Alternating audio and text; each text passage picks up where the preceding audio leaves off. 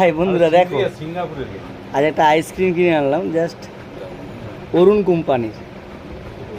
দেখো ব্র্যান্ড পুরো টোটালটাই দেওয়া আছে, বাট এখানে কোনো এমআরপি দেওয়া নেই।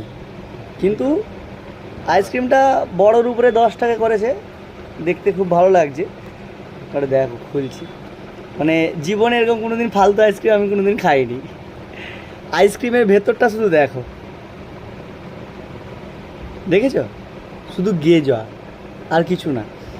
এই যে শামুক টামুক যেমন গেজা ছেড়ে ছেড়ে যায় না, জাস্ট সেই ফ্লেভার। ফ্লেভার তো দিলেই মুখে নিতেই পারবে না।